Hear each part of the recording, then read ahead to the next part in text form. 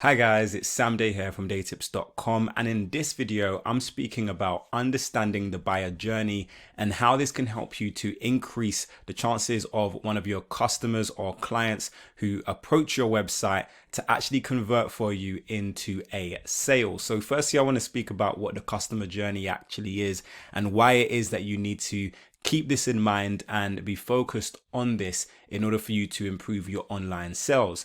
So the customer journey is basically, literally as it says on the tin, it's the process that mentally someone is in when they don't know that they even have a problem, all the way to the point in which they buy a product or a service to help them solve some sort of problem. So I say this all the time on my YouTube channel, but you're not in business to make money necessarily. You're actually in business to serve. You're serving someone who has some sort of problem, some sort of need, some sort of want, some sort of desire.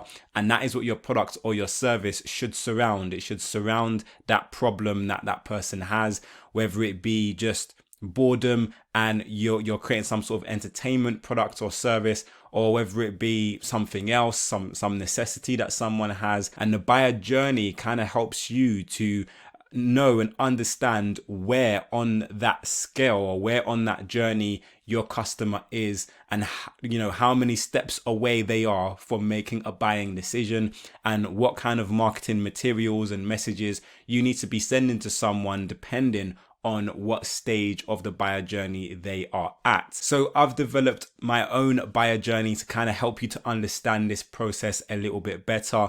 And in my buyer journey, there are 4 main steps that I want you to kind of really start thinking about. And the first step is someone who probably needs or will benefit from your product or service, but doesn't even know that they are in need yet. So you have 2 types of people in this world, kind of in a general sense. You have people who are proactive, so they are proactive about certain aspects of their lives. So they might be proactive about their fitness, which means that they don't wait until they're overweight, or they don't wait until they have some sort of medical condition before they start doing exercise, before they go and hire a personal trainer, but they do all of those things. They eat the right foods, and they're proactive about actually overcoming any health issues before health issues even arises. And then you have reactive people. Now, we are all probably reactive in some areas of our lives. Maybe we are reactive with our health and our fitness. Maybe we don't eat right. But it's only when, we get a message from the doctor saying, hey, you're overweight, or you've got diabetes, or so on and so forth. You kind of then start making changes in your diet. Or it might be, maybe you're good with fitness, but it might be your finances. Maybe you're not really good at saving until something really tragic happens, like you lose your job, or you have extra bills coming in, or something like that. And that's when you want to start, thinking about your finances and saving and investing and so on and so forth. So let's say, for example, you are a counselor. So someone who is proactive about their mental health, they might be looking for a counselor before a tragic incident happens. So before a loved one passes away, or before a traumatic experience happens. So that might be someone that is proactive. But the very first stage of the buyer journey would be someone who doesn't even recognize or doesn't even know that they are in any kind of need of a counselor, or that they might need a counselor in future. So how do you reach out to someone? How do you get someone as a client who doesn't even necessarily know that they need a counselor yet? Or maybe they don't even know what your product or service is. Maybe they don't even know that counseling exists. Maybe they don't even understand that it's a problem that they have. So that is the very first stage of the buyer journey, is someone who doesn't even know that counseling exists, or someone who knows it exists, but they don't realize that they have a problem yet. And, this is the way you market to a person like this, or who is at that stage of the buyer journey, is going to be different to the way you market to people who are kind of further along the buyer journey. So why is this important?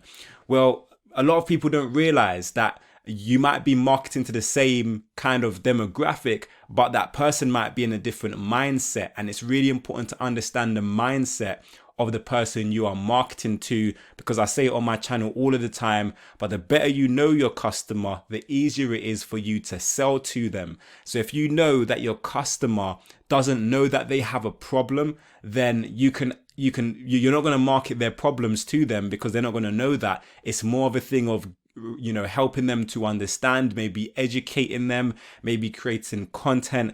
So they might not be going to YouTube, for example, and typing in, you know, how to overcome trauma, because that's someone who is aware that they have experienced trauma. But they might be going onto YouTube and typing something else in, you know, maybe they're wondering why they can't sleep. So that could be a result of trauma, or a result of something that's happened in their life, or it could be a sign that they need counseling, but they don't know it yet. But one of the symptoms is that they just can't sleep, and they might be thinking, I'm just researching why I can't sleep.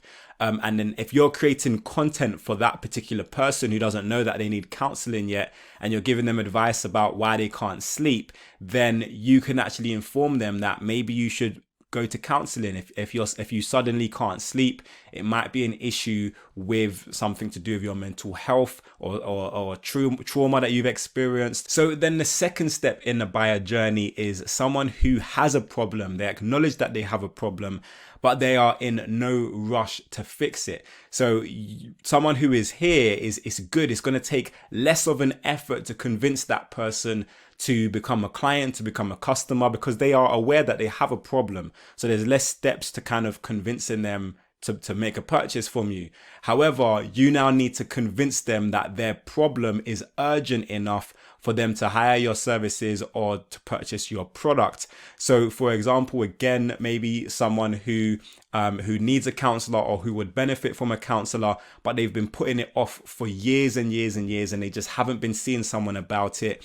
Someone who's in that mindset. You know, what kind of things are they typing into YouTube? What things are they typing into Google? This will all help you to know what kind of keywords you want to be ranking for, and what keywords you want to be optimizing your YouTube channel for, and your website for. Now, I've done a ton of videos on search engine optimization, and I'll leave those in the description down below, so make sure you go and check those videos out.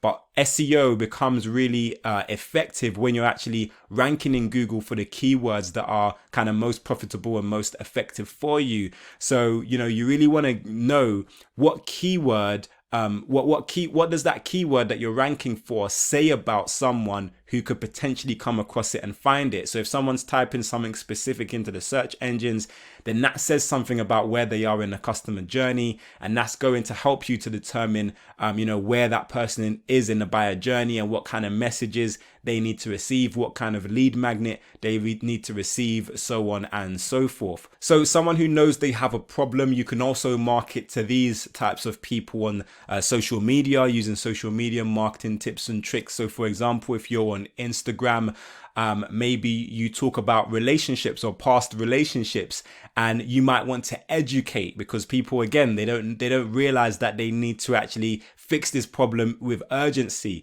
So you might need to create content on Instagram just speaking about how, you know, past relationships or past situations can impact someone, how it can impact someone if it isn't dealt with, and how it can have a knock-on effect maybe on how you're raising your children. Maybe it can have a knock-on effect on your physical health as well in the long term. So you want to create content for these types of people that's going to help them to realize that, wait a minute, this isn't something that I can push off for another 4 months or for another year and it just never gets done. But you need to create content and you know, create a campaign. If you're doing paid ads targeting these types of people, you need to create a campaign that will, you know, encourage urgency and make people act now, and, you know, giving these people reasons why they should act now and not keep on postponing it. So people who are at stage 3 of the buyer journey are some of the most lucrative people. These are the easier people to actually convert from just kind of people who are not your customers yet to people who are end up buying your product or investing in your service. And these are people who know that they have a problem and they're actively seeking help about that problem. So it might not necessarily be in the form of a product or a service, but they're actively trying to solve that problem. So again, someone might need counseling. Maybe they've been through a very traumatic experience and they're going to Google, they're going to YouTube, and they're typing in things that will help them to overcome their experience. Now, they're not necessarily, like I said, looking for a product or a service to help them, but they are looking for content. And if you can be the person that is providing content, then you could potentially capture them at the top of the funnel. And if you've implemented some of my tips and strategies that I speak about when I do put out videos about social media marketing, then you can get them as leads onto your lists. You can kind of remarket to them and retarget them and eventually get them as clients and customers and help them through whatever it is that they need to get through. So the fourth stage of the buyer journey is someone who acknowledges that they have a problem and they're looking to purchase a product or hire someone for their services to help them to overcome this problem or this issue. Now, this is a very lucrative person who is at stage 4, but the issue is everybody wants these clients. Everybody is going for it, and these clients are most expensive to market to on Facebook and on Google and any other means as well. And it's often a very crowded market as well. So an example of someone who is actively trying to look for someone, so who's actually at this stage 4, might be someone who goes to Google and types in counseling services. So that's what I like to call a buying keyword. They're actively looking to hire someone for their services, and they're researching to see what company might be best or what product might be best to go with. Now, a great way to help to kind of influence buyer decisions is to actually use social media influencers. They have a huge reach, but particularly those who create content on YouTube. YouTube now has become a popular platform for people who are looking for reviews of certain products and services. So if you can give someone, an incentive to promote your product or your service on YouTube, then this can be really great and it can help to influence the buyer decisions. So someone who is looking for different competitors, they might, for example, see your company. Maybe they go to a directory and they see your company with a list of other competitors there, and they might type into Google, review of your company, and if someone has made a video review, then that could help to sway and influence their decision. So you might want to offer your product or your service for free to influencers, to YouTubers, to kind of create content, maybe even to bloggers as well, so that your content is seen in the search engines when someone is typing in review for your company, and hopefully the blogger or the influencer has a great experience with your product or your service, and they can write about that or create a video on that, and that can help you as well to kind of get an edge over some of your competitors who are going after these particular customers who are at stage 4. Now at stage 5 of the buyer journey would be someone who acknowledges that they have a problem, they want to spend money to solve it, and they know about your company and they want to buy from your company. So they might actively be looking for your particular website. So they might type your website into the browser, or they might type your brand name and then service. So for example, if I offered counseling, then someone might go to Google and type in Day Tips counseling services. So they're not just looking for counseling services now, they're actually looking for counseling services specifically from me. And obviously those are the easiest customers to convert into sales. I just need to make sure that my checkout process on my website is functioning and that it can allow them to make a purchase.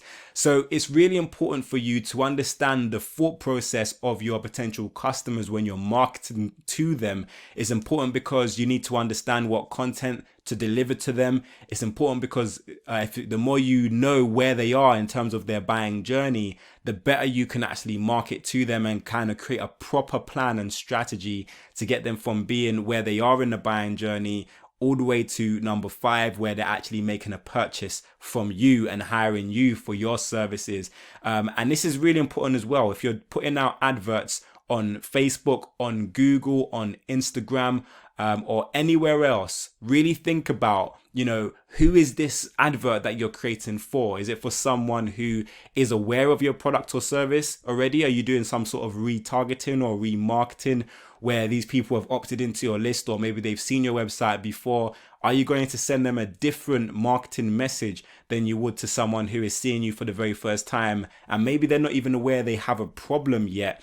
So the way you market to people at different stages of the buyer journey will be different, and the better you understand this, then the more profitable your online marketing campaigns will be. So if you have any questions about the buyer journey, then do let me know in the comment section down below. I hope to do more videos on this as well, because it's really, really important that you understand this so that you can kind of, optimize your campaigns even better. I also have the formula, which is the free guide to generating leads and sales online. If you have not downloaded it yet, then I 100% recommend that you do. It's completely free. A copy of it will be in the description down below, and also somewhere on this screen. That will help you to drive quality traffic to your website, and it will teach you about converting that traffic into tangible leads and sales for your business as well.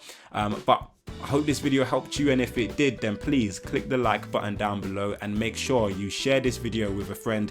If you have any additional questions or comments, then leave them for me in the comment section. But until next time, watch some of my other great videos. Make sure you subscribe to this channel for more awesome business related content. Have a great day, download the formula, and I will see you soon.